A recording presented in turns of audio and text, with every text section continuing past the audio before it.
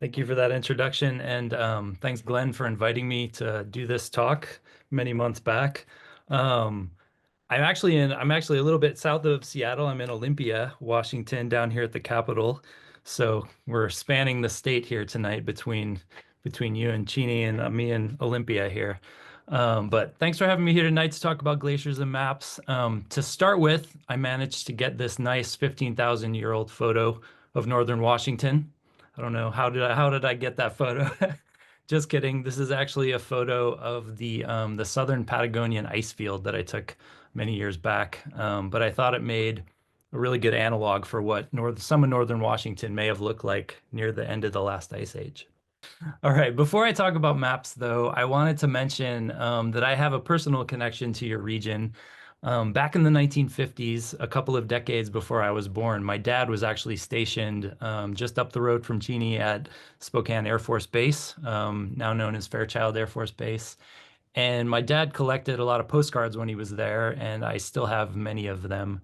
The ones you see here are all from the greater Spokane region. He also had several postcards of the channeled scablands, which I was looking at the other day. Here's a nice one of Dry Falls from the 1950s.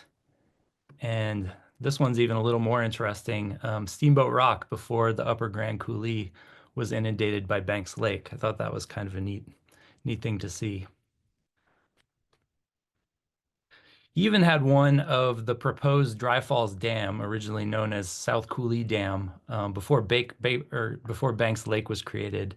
So this annotated air photo could actually be considered a map of sorts, and it ties in really nicely with this presentation on maps and glaciers tonight. So this evening, we're going to take a whirlwind tour of Washington using historical and contemporary maps from three different glacial realms: the Ice Age floods and glaciation on the east side of the Cascades, Alpine glaciation in the Cascades and the Olympics, and finally, Ice Age glaciation in the Puget Lowland. Before I get to maps, though, I thought I would give a little background on the Washington Geological Survey and the Washington DNR where I work. The Washington Geological Survey is just one small division within DNR. We have about 65 employees. But this is the survey's mission statement. I'll let you read that. But I would also say in the process of fulfilling this mission, we also tell the geologic story of the state. So here are some of the main programs at the Geological Survey: geologic mapping and hazards, regulation and resources, education and outreach. We also collect lidar data for the state, which I'll discuss a little bit more here in just a minute. So who am I? I'm actually the graphics editor for the survey. I'm one of only a handful of people who are not geologists that work there. My educational background is actually in the visual arts and geography. So I work on most things visual that we publish, but I have a particular interest in maps and love to walk that line between art and science. So much of my work supports the science teams in our division. So here are a few of the visual products, including several maps that we produce. Many of our maps use LiDAR data to help interpret the geology of our state, and I'll be showing a lot of LiDAR-derived images and maps tonight. So what is LiDAR? It stands for Light Radar, or Light Detection and Ranging. Airborne LiDAR is collected from a sensor on an airplane that emits rapid light pulses at the ground. Those pulses are then reflected back up to a sensor in the airplane, which records the distance of that reflected light and assigns location coordinates to those points. So those measurements create a very dense data set called a point cloud, which is made up of all those individual laser measurements. So you can see an example of a point cloud image on the right there, and that's Beacon Rock in the Columbia Gorge. But we can get a little bit better view of that here. And then we can take that information and make different kinds of three-dimensional models out of it. The one shown here is called a top surface model. It's also known as a digital surface model, which generally includes all vegetation and structure. So you've got all the trees, everything that's on top of the land surface. And this kind of model, to me, it kind of looks like someone shrink wrapped the landscape with all those trees and buildings underneath it. The second kind of 3D model, though, is called a bare earth model. It's also known as a digital terrain model. And that's where you've taken all the vegetation and structures and digitally removed them, leaving only the bare terrain. So for geologic purposes, we're almost always using that bare earth model. And that data can be displayed a number of different ways that you can see here. Colored elevation models, that orange image is colored by elevation. So white are lower elevations, oranges darker are higher elevations. You can make topo lines out of that. You can use artificial lighting to show shaded relief, like a more realistic landscape. You can measure steepness in a landscape. You can measure the angle that the land is facing. That really colorful last image is called an aspect map. That just shows which direction the land is pointing. So you can do a lot of different things with these data. But why is it so useful for geoscientists? It's because it offers a truly unprecedented view of the surface of the Earth. So things like landslides, faults, glaciers, volcanic eruptions, floods, erosion, they all leave their fingerprints on the landscape. And it's also a really great tool for communicating geology and natural hazards through maps. So again, glaciers, they've left their mark on the landscape of Washington. So we'll see that here in a little bit. So personally, I got my start working with LiDAR data about a decade and a half ago, working at the Oregon Department of Geology, also known as DOGAMI.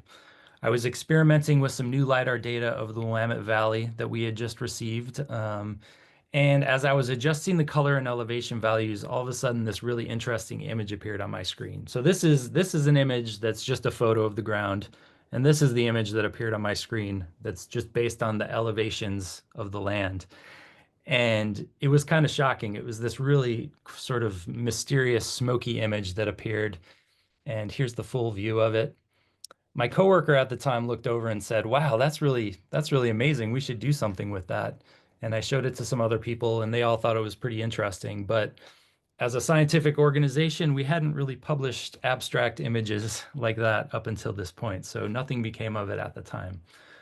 Shortly after that, though, I entered the image into this mapping competition that I had kind of heard about. And to my great surprise, it got accepted into this book of maps from around the world. So Dogami thought, well, we should probably publish it now since it's getting put into a book. So they published it as a poster, which actually featured the fact that many of these channels shown here are mostly carved through Missoula flood sediments in the Willamette Valley, which I'll come back to later. But a little bit after that, Dogami also did something that influenced my mapping career. And they announced that all of their publications were in the public domain, meaning that anyone could use them for any purpose. And kind of surprisingly, this image got used for a lot of different things. It kind of opened the floodgates on how it was used.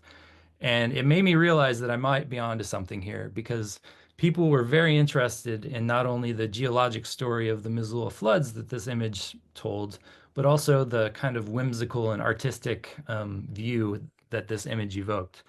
So this intersection of art and science is something that cartographers, map makers like myself absolutely love. And this was a great example of how that intersection could pull people into a subject that perhaps a standalone photo or story couldn't. So one other added benefit to that Willamette River image being in the public domain is that you can now get some, nice tights with the Willamette shown on it. These are real images that I restole from the internet. So these are real things you can buy. So get out there and find them. But getting back to Washington here, as a map maker, I feel lucky every day to live in such a topographically interesting state. So here we are, like I said, kind of on opposite ends of the state tonight. But Washington's a pretty amazing place to make maps. And as you probably know, glaciers have shaped so much of our state in some form or fashion through direct contact with glacial ice, through the catastrophic effects of the Ice Age floods, to wind-blown glacial sediments on the Palouse, just many different ways that glaciers have helped shape our state's land. So let's start over on your side of the state with the channeled scablands and the Ice Age floods. As most of you, I'm sure, know, the Ice Age floods, also known as the Missoula floods, were cataclysmic glacial outburst floods that flowed across the Pacific Northwest during the last Ice Age. This map of flood features was actually published by the U.S. Forest Service back in 1998. This version that I'm showing here is a bit faded, so it's kind of hard to see, but if you look closely, you can see the flood inundation areas along with the Cordilleran ice sheet and glacial lakes Missoula and Columbia here. At some point, some industrious person or persons, probably maybe someone in the room tonight, digitized that data and from that map and made it or used it to create newer versions, such as this nice rendering from Eastern Washington University. And in 2016, the Washington Geological Survey, we used that same data to make this poster of the Ice Age Floods National Geologic Trail for Earth Science Week. So not too long after that, we released an interactive narrative called Washington's Ice Age Floods that used that map along with some other images, video, and text to tell the story of the Ice Age floods in Washington. And if you haven't seen it, Google Washington's Ice Age floods, you'll be able to find it. It's really fun to check out. But these are some of the graphics from that narrative. And of course, that person in the upper right-hand corner you might recognize as J. Harlan Bretz, who's of course a major figure in the Ice Age flood story. Bretz was a geologist who theorized that the channeled scablands of Washington were created by catastrophic floods, one of the people that recognized that. And for many decades, his ideas were met with skepticism from the greater geological community, but over time, his ideas, of course, became widely accepted as more geologic evidence came to light. So for this interactive narrative, we used that Earth Science Week map as our template, but we made it into multiple maps to show the water actually flowing across the landscape. So between 15,000 and 12,000 years ago, a lobe of the Cordilleran ice sheet blocked the Clark Fork River near Lake Pend Oreille in modern-day Idaho. So this ice dam created an enormous lake known as Glacial Lake Missoula. Here's Washington, just for context, to make it a little easier to see. And there's evidence that at that ice dam holding back the lake failed repeatedly, releasing periodic glacial outburst floods across the plateau. Those floods scoured everything in their path, carving broad, deep channels into the landscape, known as the channeled scablands. The waters flowed onward through the Columbia River Gorge and into Oregon's Willamette Valley before eventually draining out into the Pacific Ocean. So there's evidence of that Glacial Lake Missoula, of course. If you go to Missoula, Montana, the mountainsides above the town there, you can actually see those lake strand lines carved in the slopes. I thought they showed up really well in this historical photo from 1904 with the snow kind of accentuating those lake strand lines on the side of the hillsides there. A little closer to Washington, a little toward the west, one of the major sites of Ice Age floods evidence in Montana is at Camas Prairie, where giant ripple marks testify to the large volume of water that once flowed through this region. This is a map of Camas Prairie, the Camas Prairie Ripples by J. Harlan Bretz, originally published in 1942. And here is a modern day air photo of Camas Prairie, which you can see those ripples pretty well in this photo. With lidar, though, you can actually see them even better by using kind of low angle artificial lighting. You can really accentuate that landscape and bring out those features. So lidar is not only useful in places where vegetation obscures the landscape, it's also very useful in visualizing less vegetated landscapes, such as these ripple marks. So, the features and nature of this landscape is a little bit clearer with this type of data. And the interesting thing is if you overlay J. Harlan Bretz's map, it matches up really darn well with the modern day LiDAR map as well. So pretty neat. Here's a zoomed in view of those ripple marks.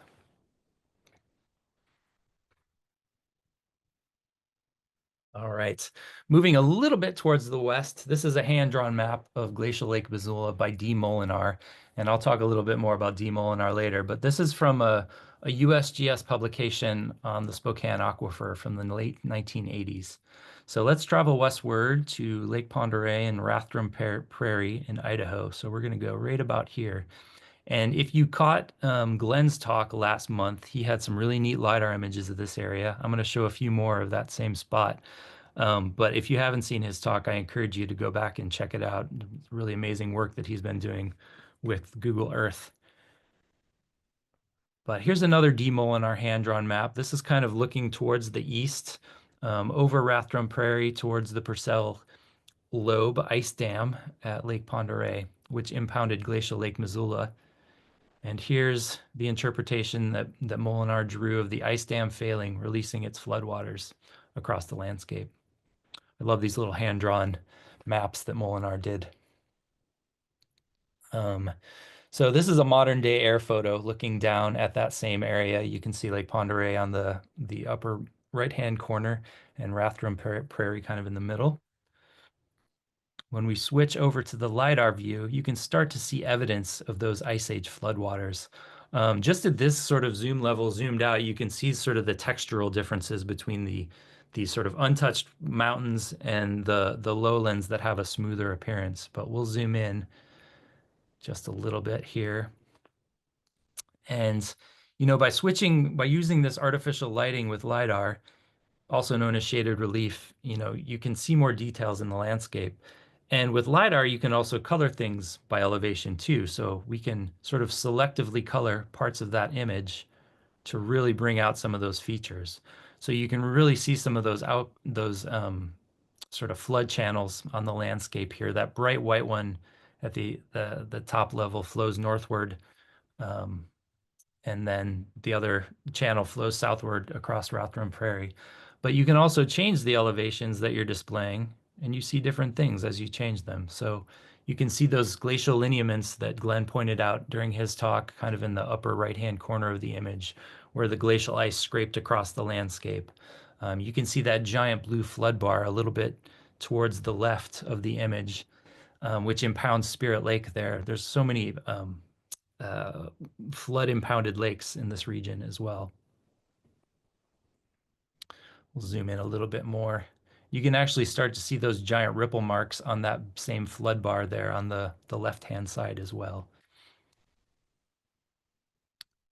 We move south just a little bit. You can also see that wonderful pendant bar behind the bedrock outcrop there in the upper center of the image, along with all of those other sort of channel marks on the prairie. Really neat. So as you saw in Molinar's maps, many of those north-south drainages in Idaho, Washington, and Montana were filled with lobes of glacial ice. So this is actually an air photo of the Priest River in northern Idaho, just north of where we were just looking. With LiDAR, you can create what's called a relative elevation model. So this image, all the colors are relative to that water surface, which is shown in white. So that's the modern day present river. And all those other twists and turns are paths that the river has taken over the millennia since the last ice age, carving its way through that glacial sediment. Pretty neat to be able to see that. Moving a little westward near Springdale, Washington, this is a similar example. In this case, we're going to see huge glacial outwash channels that now have this little tiny creek river running through them. You can see the community of Springdale in the upper left corner of this image. But when we switch over to LiDAR, you can see these huge channels that were carved by that melting glacial ice.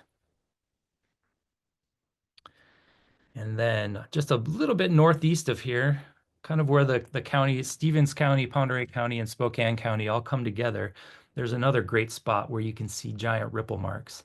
And they're a little bit obscured by the trees in this spot. You can kind of see them there, but when we switch over to LiDAR, wow, they really pop out of the landscape. Again, by just lowering that artificial light angle, you can really see those features. But getting back to some historical maps, this is another Brett's map. This is actually from his 1959 channeled scabland publication showing the scablands and loess-covered areas in eastern Washington. I think Glenn showed an older Brett's map in his presentation that just matched up so perfectly with the modern day landscape. This is another great example of that. We're going to zoom into part of the map. This is the Cheney-Palouse scabland tract just east of Richville. And we'll switch over to the air view. We'll go back and forth. You can see how that just matches up so well to that modern day air photo. This same area, we actually made a map of it using elevation data to really make those channels pop out.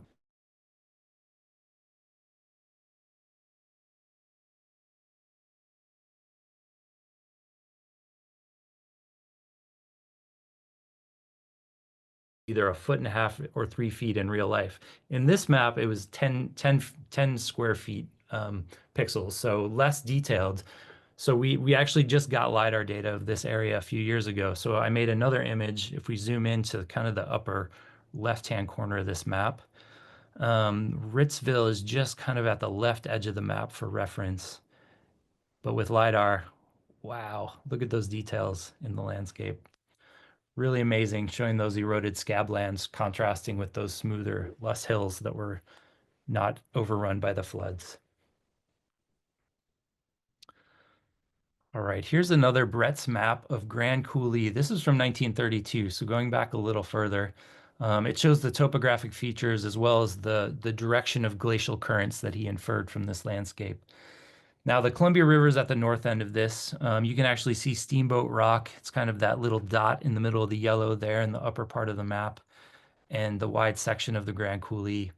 Toward the middle of the map is Dry Falls, of course, which I'll show some more images here. I'm sure you're familiar with Dry Falls, a huge series of cliffs carved by Ice Age floodwaters.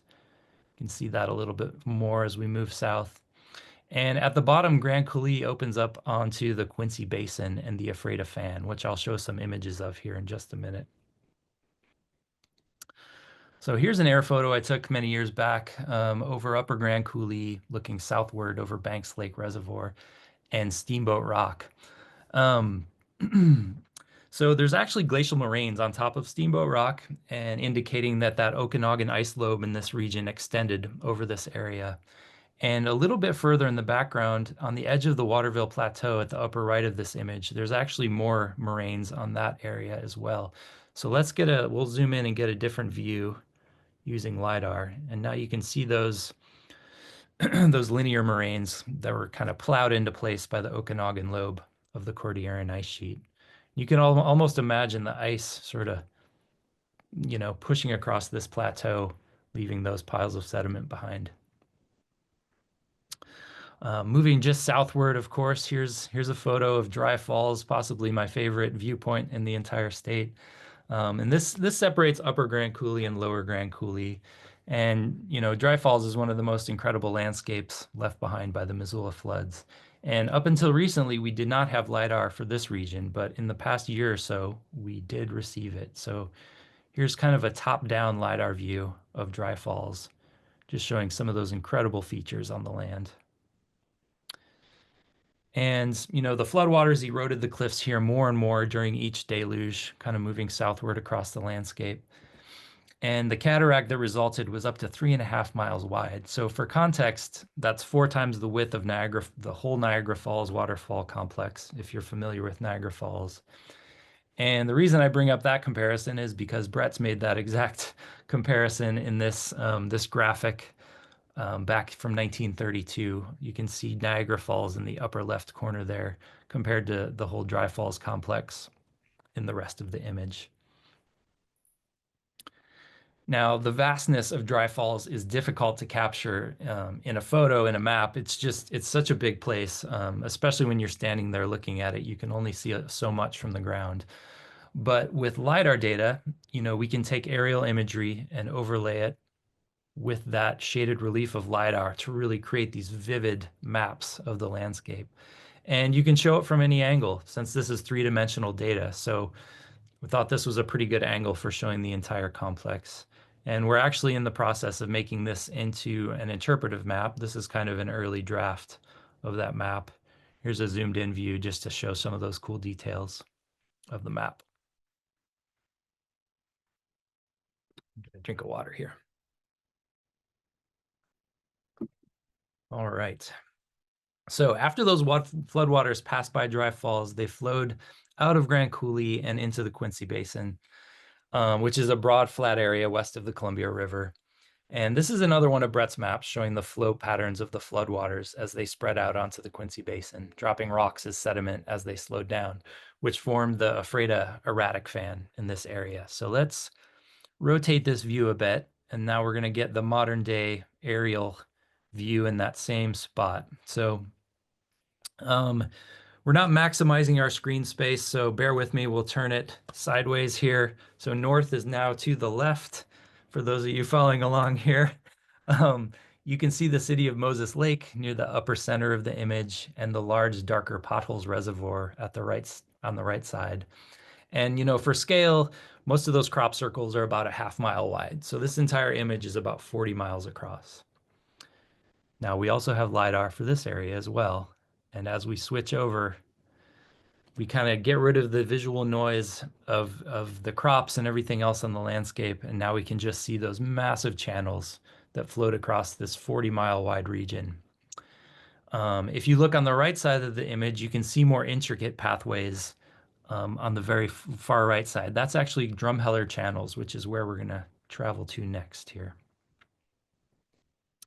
So here's an aerial view of Drumheller channels looking toward the south, classic channeled scablands landscape. And here's a wider aerial image that's about 10 miles across. Pretty good contrast between the green on the left and the brown on the right. But again, with LiDAR, the details that you can see in this landscape are really incredible. So if we move just to the northwest, back onto the Waterville Plateau, we find the Withrow Moraine, marking the extent of the Okanagan Lobe of the Cordilleran ice sheet. And this is an aerial photo of Upper Moses Coulee, Jameson Lake, and the Withrow Moraine. With LiDAR, you can start to see those textural differences on the landscape that mark that edge of the moraine, kind of between the lumpy and the smooth further south. And we can delineate that edge to show approximately where the end of that, where the edge of the Okanagan ice lobe made it to on the plateau. So we're going to zoom into the northern part of this image and get a little bit different view. So geologist Ralph Dawes sent me a message last year regarding glaciotectonic landforms on the Waterville Plateau called hill-hole pairs. So let's switch this photo over to LiDAR. And hill-hole pairs are defined by landforms that have been excavated and transported by glacial ice. So basically the Okanagan ice lobe attached themselves to parts of the land and pushed it southward. And in this image, we can see two hills that are likely part of those sorts of features. Here they are in blue. Now, interestingly, if you look just to the north, you can almost see how those fit back into the landscape as puzzle pieces. Let's just move those back into place. Whoop. So it's pretty strong evidence that those chunks of land got picked up and pushed southward by the glacial ice. Pretty neat. Just south of the Waterville Plateau along the Columbia River are the giant current ripples at West Bar, which boggle my mind every time I see them, similar to the other ripples that we've seen earlier in this presentation. But these ones are huge. The images or the ripples shown here are 25 to 30 feet tall and were created by Ice Age floods flowing down the Columbia River corridor. So here's the aerial view. You can't see much with this overhead lighting, but again, with LiDAR, you can really see the details in these ripples on the land. So here's a view of West Bar looking downstream on the Columbia River. And just downstream of here, we can see Babcock Bench, also a nice eroded landscape above the Columbia River. And just above Babcock Bench is a feature known as Potholes Coulee, somewhat similar to Dry Falls. So on the left-hand side of the image, you see West Bar with those giant current ripples. And on the right-hand side, you can see Potholes Coulee, another flood-scoured landscape. And the interesting thing about these features is that they were created by floods coming from different directions, so not created by the same floods. And here's the 1909 USGS map of Potholes Coulee that intrigued a curious young scientist named J. Harlan Bretz. Bretz saw this on the map and wondered what the heck is going on here, and it obviously led him down a lifetime of investigation of these features. So kind of a neat spot to consider the implications of this on that young scientist back in the day. Here's a nice aerial view of Potholes Coulee. These features, they always boggle my mind because they're so large, they're hard to comprehend until you're there in person. Here's my colleague, Joel Gaumbiner, standing on the fin between the two main cataracts of Potholes Coulee. Just absolutely enormous place. Heading downstream along the Columbia to Hanford Reach, there's more flood channels just hiding in plain sight. We can see some dunes kind of blowing across this landscape, but when we use elevations, you can see that those dunes are actually flowing across these very subtle depressions in the land that were created by the floods flowing across this region. Just a really interesting ghost-like image. And if we follow the story of the floods down the Columbia River corridor, we can see that they filled up the entire Willamette Valley, all the way down to Eugene, Oregon, which is pretty incredible, forming Glacial Lake Allison. So here's a great map from the USGS showing the flood extent in the Willamette Valley, as well as ice-rafted erratic and flood sediment locations. So ice-rafted erratics were transported by floating icebergs in the floods. This is a well-known erratic in Oregon that was deposited at about 300 feet in elevation in the Willamette Valley. And one way we know the depth of the floods here is by the locations in which these erratics have been found. So this particular rock is a chunk of argillite, I believe, that originally came from Canada. And here is its location on the map, kind of on the edge there. And one last note, you remember this image of the Willamette River from the beginning? This is kind of where that fits into the Ice Age flood story. That's the location of that map, right smack in the middle of the Willamette Valley. All right, so moving on, Alpine glaciation has also had a profound impact on the landscape of Washington. This is an early morning view of the glaciers on Mount Rainier, seen from White Pass. And there are many historical maps that show glaciers on Mount Rainier, which it's the most glaciated mountain in the lower 48 states. And this is one of my favorite maps, though, by geologist, artist, cartographer, mountaineer extraordinaire D. Molinar, who we've seen some of his maps already here. If you don't know about D, you should look him up. He was a fascinating human being. I think he died a few years ago at the age of, I think he was 100 or 101, something like that. But he literally wrote the book on climbing Mount Rainier. So super interesting and sort of Renaissance man. But here's another 1896 USGS map of Tahoma's glaciers compared with the modern day air photo of the volcano. But of course, here we go again with the lidar. We can strip away those trees and just see those glaciers. Much like that 1896 map, we can focus on just that glacial ice by tracing it out. And you can take that information and, of course, use it to map glacier change, compare it with past mapping. This is a map comparing the glaciers in 2008 and 1924, so you can see how much they've changed in that intervening century. LiDAR data was actually just reflown at Mount Rainier, I believe, in the past 2 years. So we're going to get lots more opportunities to study glacier change at this volcano. And again, remember, this is three-dimensional data, so it offers great opportunities to visualize glaciers in these sort of 3D perspective views as well. And this is an image of Mount Baker up in northwestern Washington. So for those sorts of images, I take a lot of inspiration from the many bird's eye view maps that were published in the late 1800s, such as this one showing New Tacoma and Mount Rainier from 1878. Similarly, here's a composite imagery LiDAR map of the USGS Lahar hazard zones at Ording in Pierce County.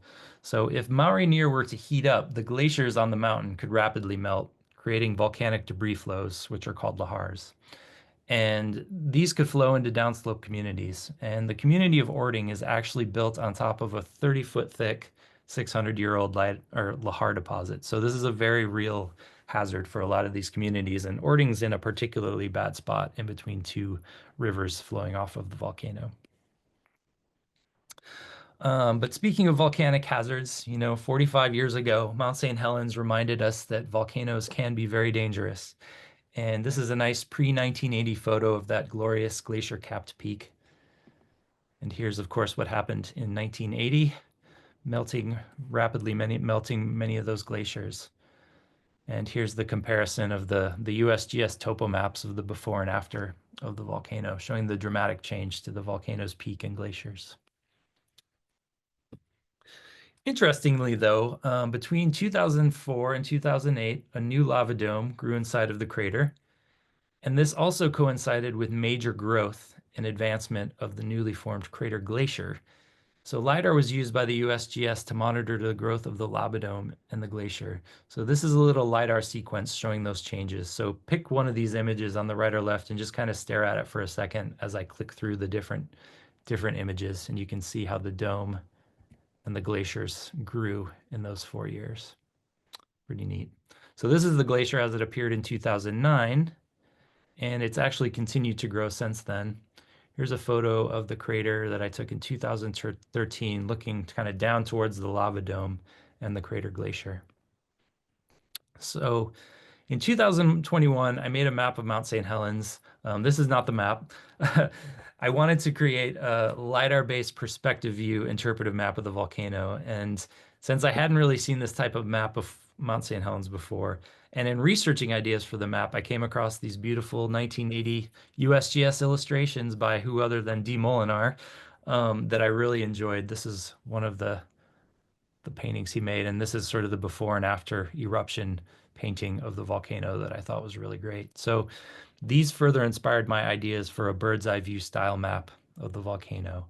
So here's the view of the volcano that I eventually chose. And then we published the map in 2022. And this actually shows 5 different ways the landscape of Mount St. Helens has changed in the past 40 plus years. And one of those ways it's changed is that growth of the crater glacier. So you can kind of see the glacier a little bit better here. It's grown quite a bit in the past decade and a half as well. So this is a map painting of the glaciated peaks in the North Cascades by Heinrich Brand, who is a master map painter. He made this for the National Park Service in the 1980s, along with several other mountainous national parks in the United States. So these types of perspective view maps are always really inspiring to me. And last year I made a couple of perspective view images of the glaciated peaks of the Enchantments, also known as the Stewart Range. And this is kind of the pre-dawn misty view of the mountain. And this is the morning alpenglow view that I made into a little peak locator map of that area. Just north of the Enchantments is Lake Chelan, which had glaciers carving it from both ends during the last ice age, leaving behind Washington's deepest lake. And here's a nice depth profile of the lake from a 1987 Washington Department of Ecology report. So we used that idea a few years back to make a depth profile of Lake Chelan, and we decided that we should compare it to something that people in Washington would recognize. So we used the Space Needle. So you can see now that if you look at those Space Needles on the side, Lake Chelan's about 2.5 Space Needles deep at its deepest point. And we added this to a map that we made of Lake Chelan.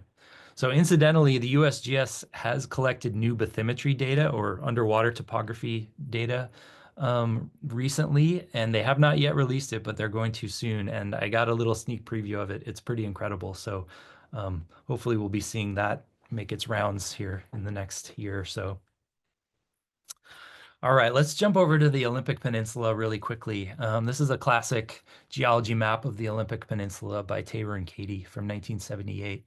We're going to zoom in to part of it down here in the Quinault Valley. So you can see Lake Quinault is light blue right there. But this valley actually once channeled a large alpine glacier that spread out onto this coastal plain. And these purple areas that I just highlighted are the mapped glacial moraines by Tabor and Katie. So you can see kind of where the edge of the ice made it to.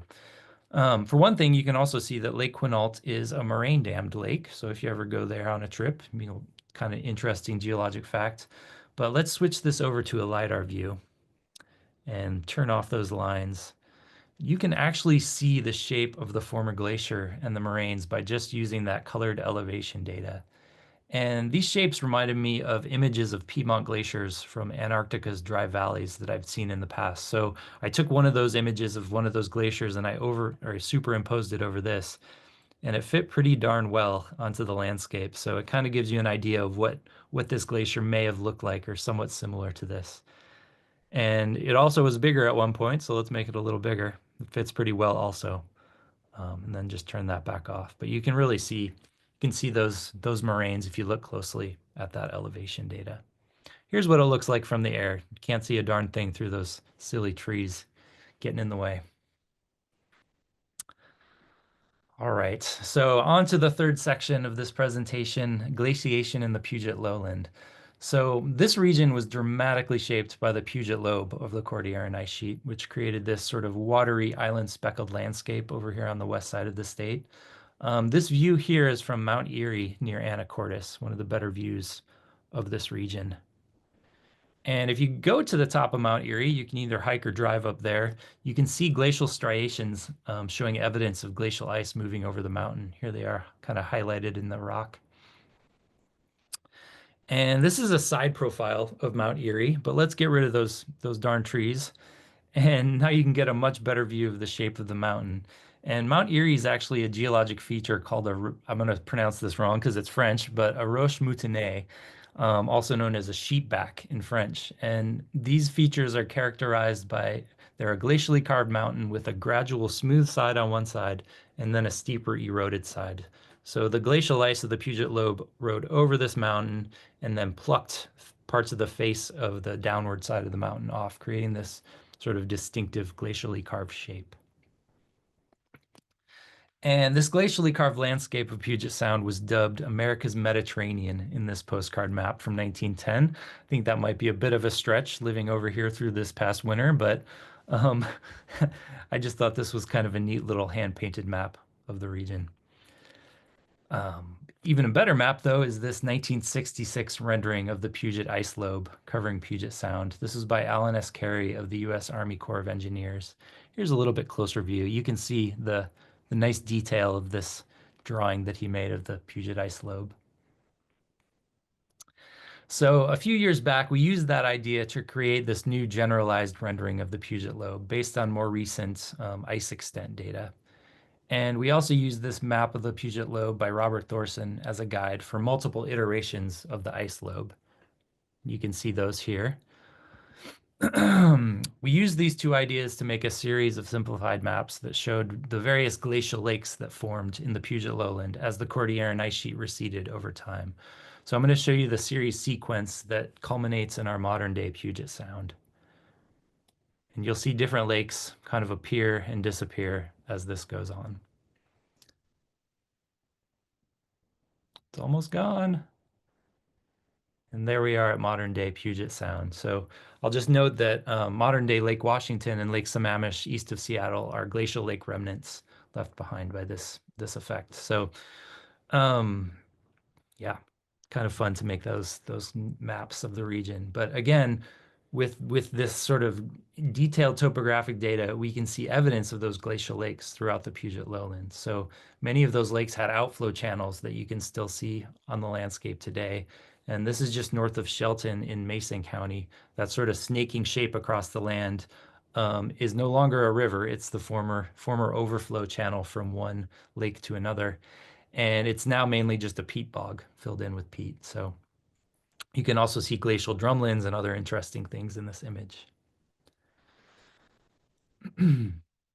So speaking of glacial drumlins, here's a zoomed out view of that same area.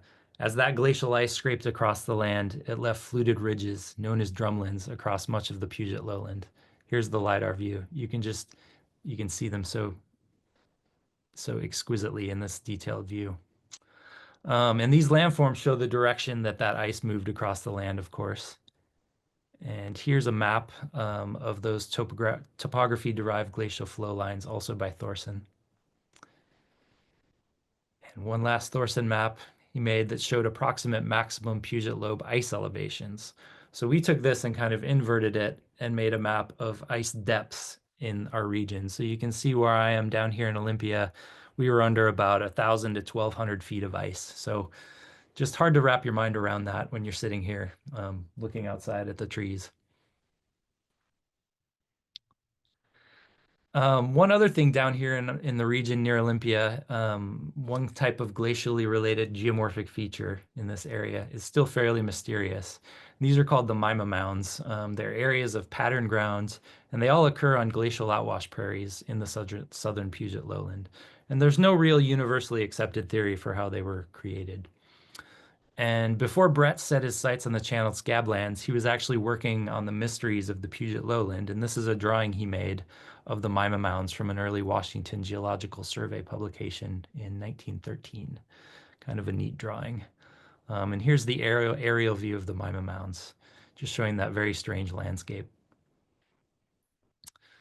And here's a top-down view. You know, earthquakes, floods, gophers, aliens, many explanations have been proposed for these formations, but none have been kind of completely accepted. But this is the lidar view, so you can see just a strange landscape. Almost looks like the surface of a basketball or something, or goose skin or something. I don't know. Very strange. And one last view, this is a lidar scan of that same area.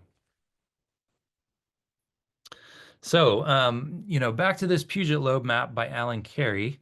If we zoom in a little bit, you can see that the ice actually blocked the westward flowing rivers from the Cascades, and they drained southward towards what is now the Chehalis River, southwest of Olympia. So you can see Eatonville there in that blue circle kind of near the bottom. Note that location.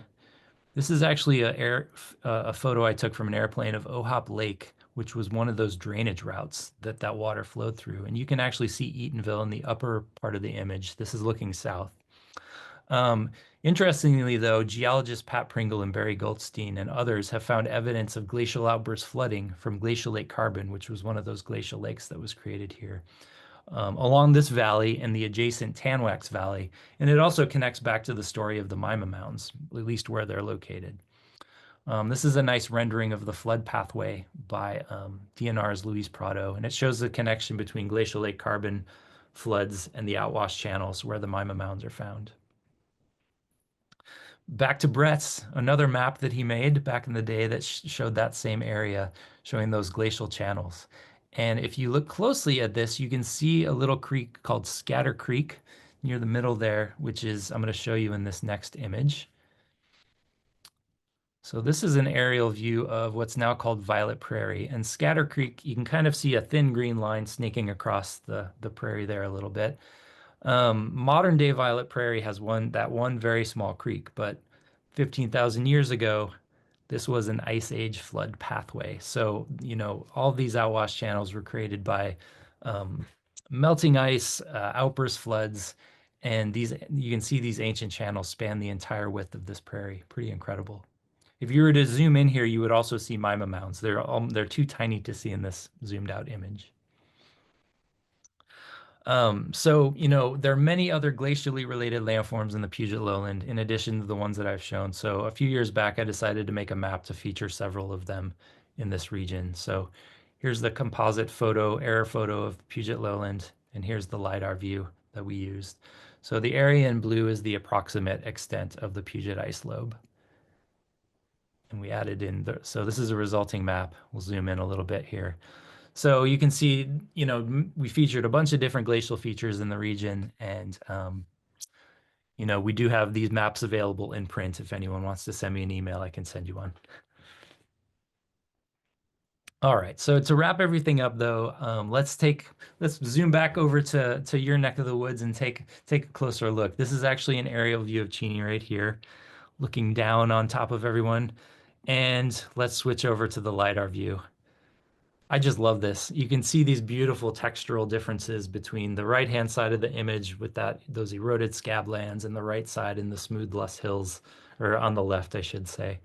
And zooming out, it's even more incredible. So you can get this amazingly detailed view using this modern day data of those flood channels and, you know, the Luss Islands across this region. And it still does boggle my mind that Brett's and others, you know, mapped all this out without the use of air photos, you know, early on, and created incredibly accurate maps of this region. And I get to cheat and just click a few buttons and see this incredibly detailed view without doing any field work. So I get the benefit of that making these maps. But you know, there are many other landforms and geologic stories to be told using LiDAR in Washington. And my colleagues, Joel Gombiner and Nicholas Midton, and I have just started to work on a LiDAR-based geomorphology atlas for Washington. So lots more to do, but maybe we'll be back in the coming years to discuss that project, hopefully. I just have some obligatory data slides for everything here. And then here's my information. Thank you very much for listening. I'm happy to answer any questions that we have time for. And thanks for bearing with me on all these slides. I know there are a lot, so appreciate it.